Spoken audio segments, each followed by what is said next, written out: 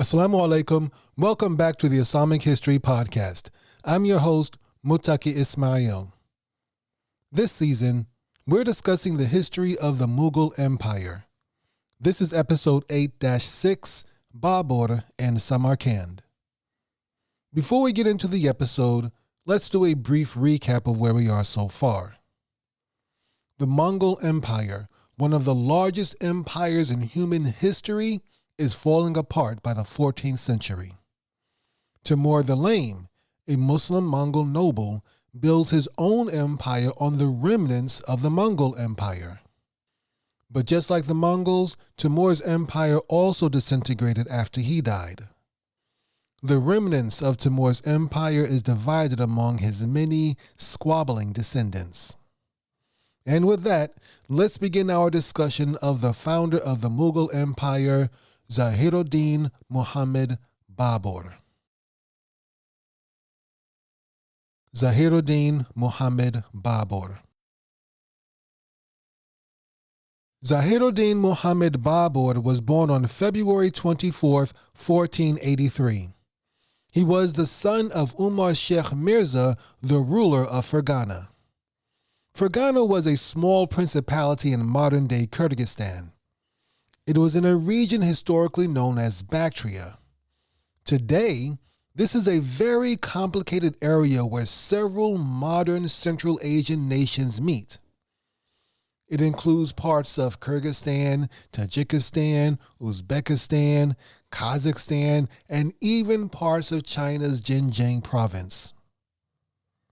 We discussed the Islamic conquest of Bactria in depth during our series on the Umayyads.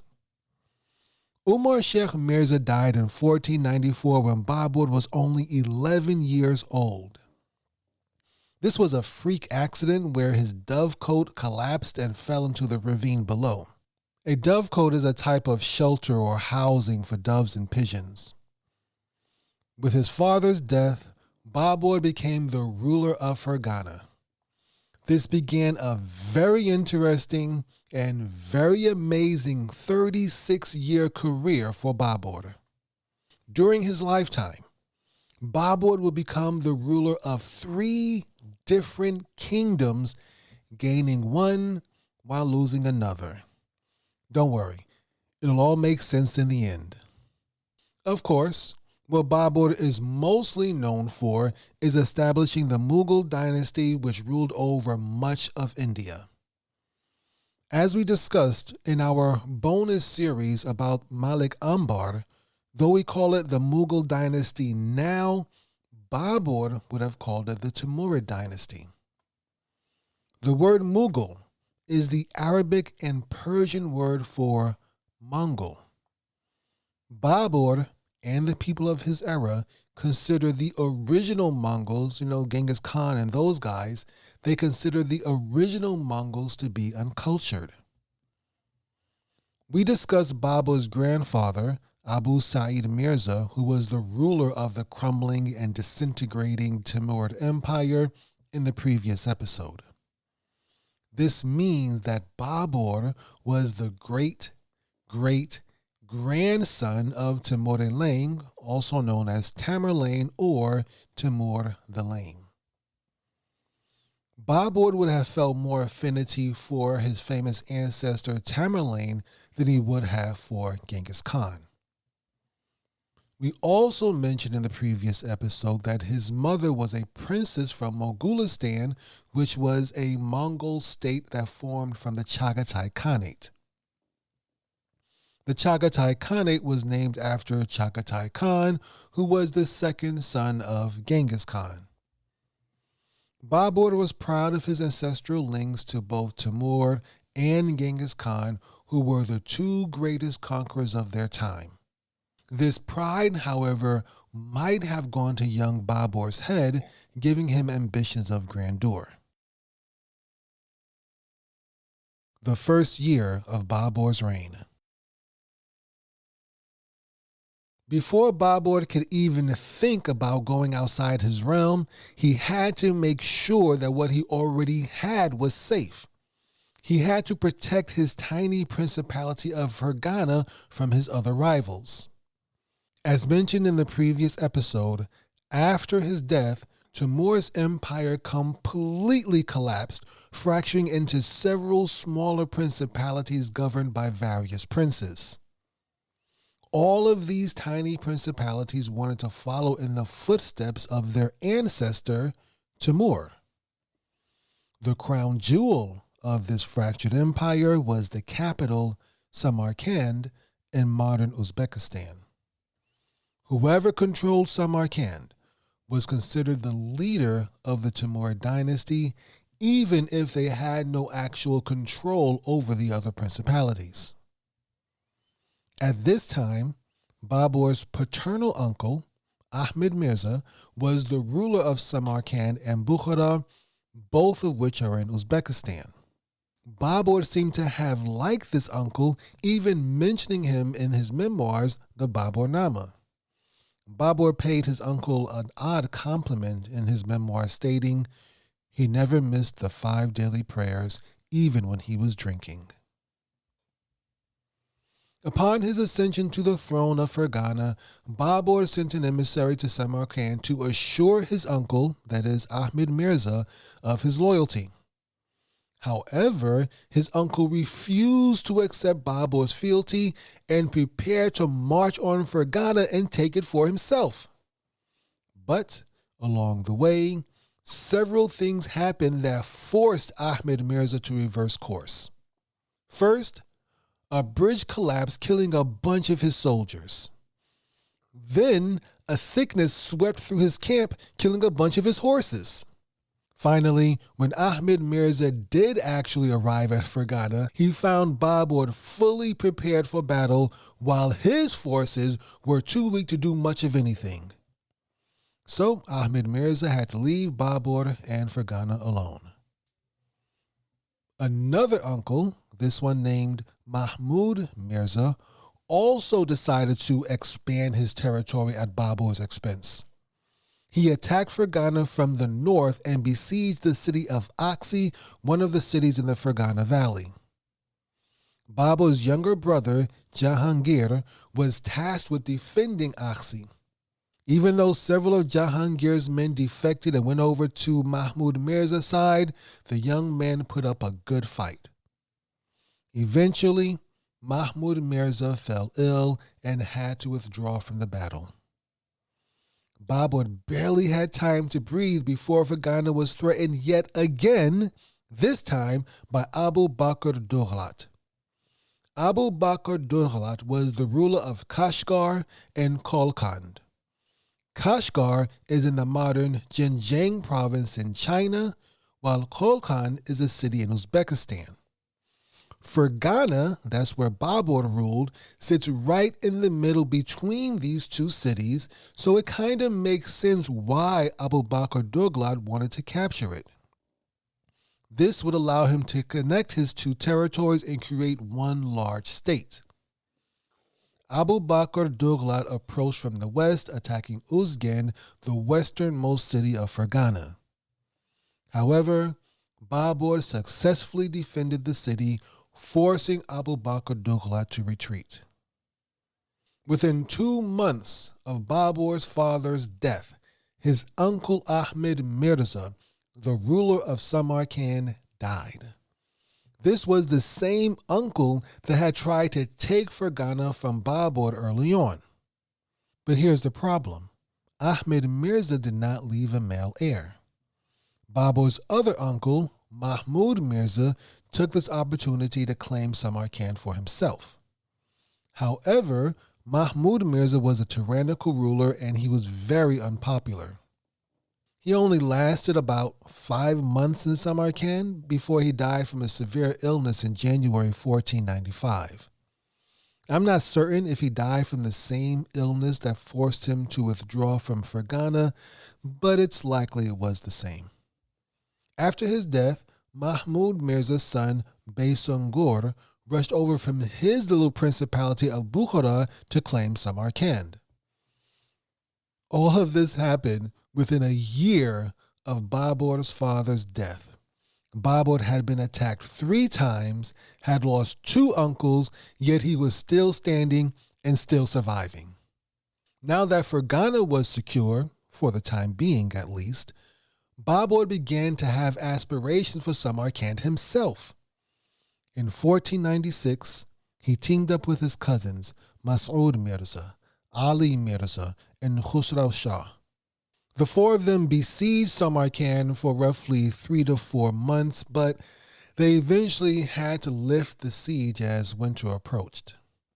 Ali Mirza went back to Bukhara while Babur returned to Fergana. Meanwhile, Babur's other cousin, Mas'ud Mirza, got married. It appears Mas'ud's main purpose for joining this little coalition of Timurid princes was to marry the daughter of Sheikh Junaid Barlas, a close confidant of Baysungur. So Mas'ud was the only one of these 4 princes who actually got what he came for. Samarkand again. The following year, in May 1497, during the month of Ramadan, Babur and his cousin Ali Mirza once again laid siege to Samarkand. Baysungur, the ruler of Samarkand, reached out to Shaybani Khan, the Uzbek ruler of Turkestan. Shaybani Khan agreed to help out, leading to the first of many encounters between him and Babur. In this first encounter, Babur defeated Shaybani Khan, who retreated back to Turkestan. Baysungur was now out of options and had been under siege for about 7 months. He decided to abandon Samarkand and flee south, taking refuge in Afghanistan. So in November 1497, Samarkand fell to Babur.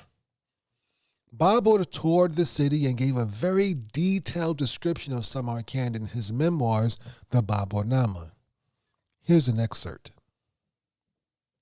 In the citadel, Timur Beg erected a very fine building, the great 4-storied kiosk known as the Cock Sarai.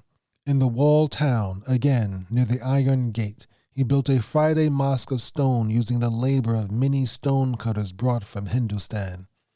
Round its frontal arch is inscribed in letters large enough to be read 2 miles away the Quran verse. وَإِذْ يَرْفَعُ إِبْرَاهِيمُ الْقَوَاعِدَ مِنَ الْبَيْتِ وَإِسْمَعِيلُ رَبَّنَا تَقَبَّلْ مِنَّا إِنَّكَ أَنْتَ السَّمِيعُ الْعَلِيمُ. And remember when Abraham raised the foundation of the house with Ismail, both praying, Our Lord, accept this from us. You are indeed the all-hearing, all-knowing. Here's another excerpt from the Baburnama. Samarkand is a wonderfully beautified town. One of its specialties, perhaps found in few other places, is that the different trades are not mixed up together in it. Each has its own bazaar, which makes a lot of sense. Its bakers and its cooks are good. The best paper in the world is made there. The water for the paper mortars all comes from Kanigil, a meadow in the banks of the Karasu, Blackwater, or Abi Rahmat, water of mercy. Another article of Samarkand trade exported everywhere is red velvet. A sudden turn of events. While Babur was relishing his conquest of Samarkand, he received news that Andijan was under siege. Andijan, about 280 miles northwest of Samarkand, was his primary base in Fergana. Babur prepared to rush back to Fergana, but suddenly fell sick. As soon as he was well enough to walk again, he gathered his forces and headed for Andijan. But by then, it was too late. While he was sick in Samarkand, word got back to his soldiers in Andijan, who assumed he was dying. With the city under siege, they decided to put his brother Jahangir on the throne instead. By the time Babur finally arrived at Fergana, Jahangir was fully established as the ruler and was not about to give it up without a fight. But Babur's problems weren't over yet.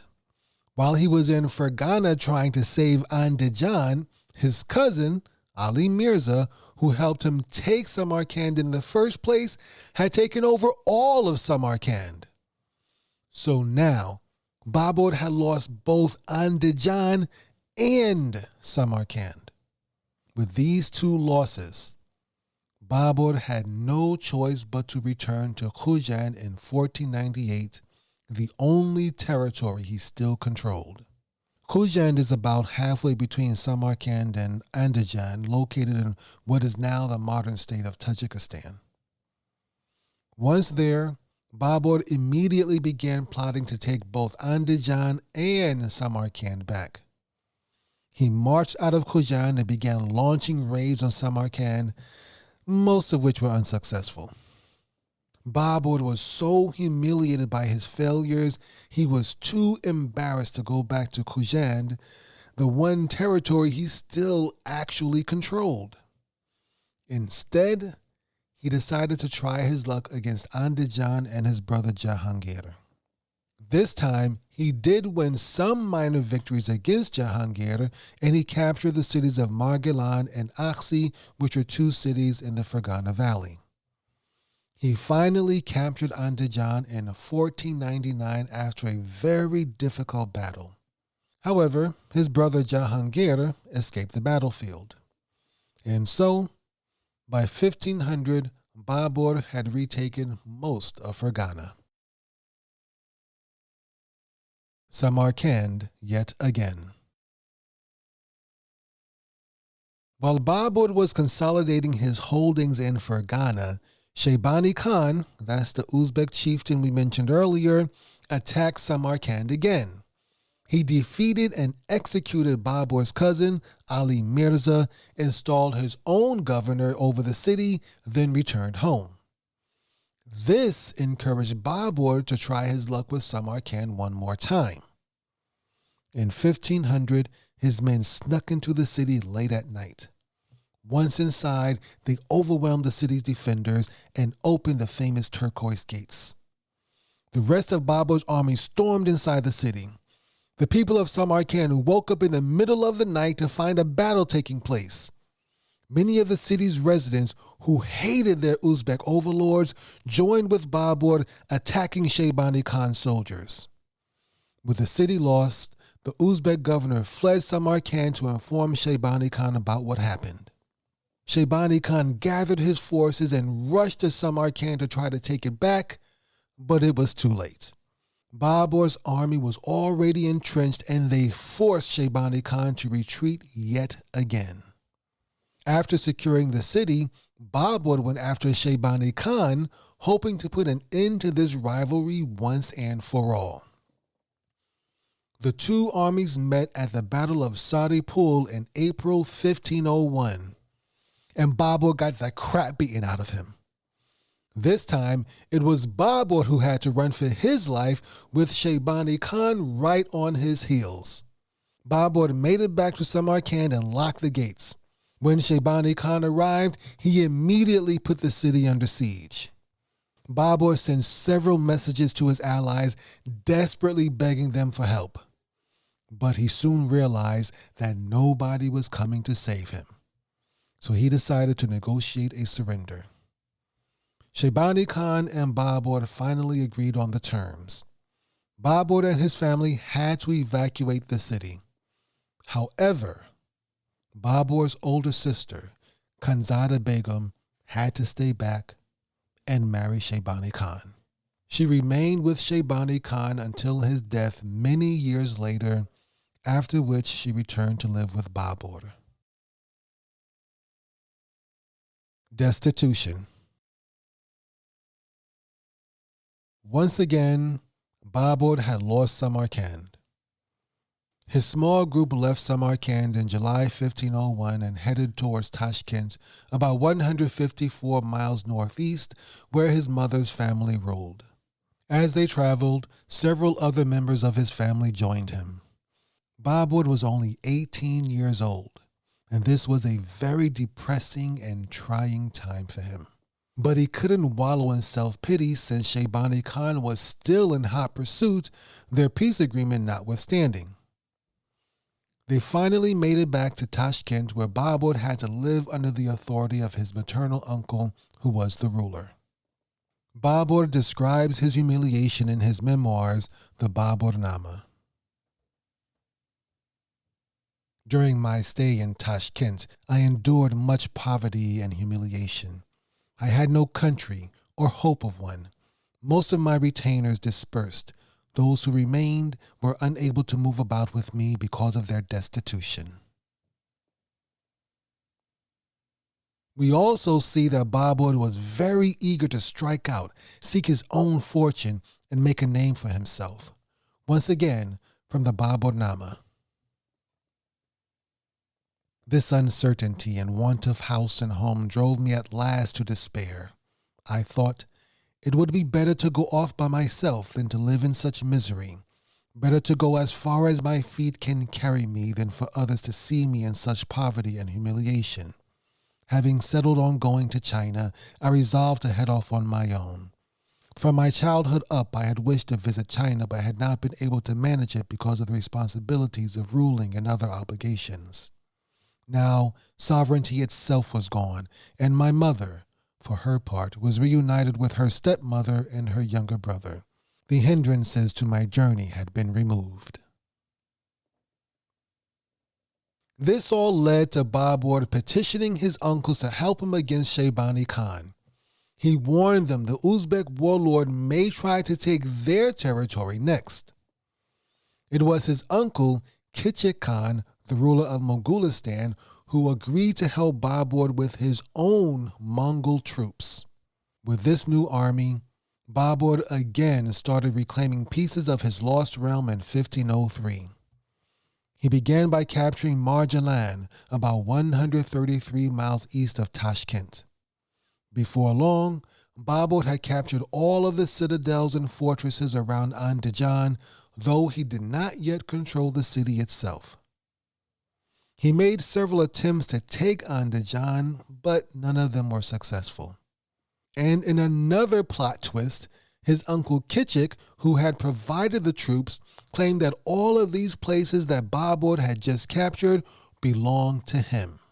His uncle said he needed them to establish a base to fight Shaybani Khan if he ever did invade. Ironically, Kichik would wind up losing these areas fairly soon anyway.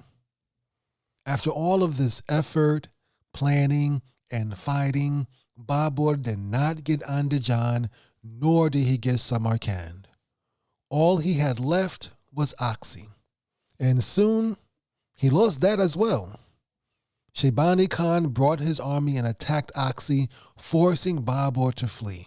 He wound up in Tashkent, living with his uncle yet again. Now, Babur had nothing. Nonetheless, he used the next 4 months living with his uncle to build a small band of about 300 soldiers. In June 1504, Babur and his band headed towards Khorasan in search of new adventures. We'll continue Babur's story in the next episode.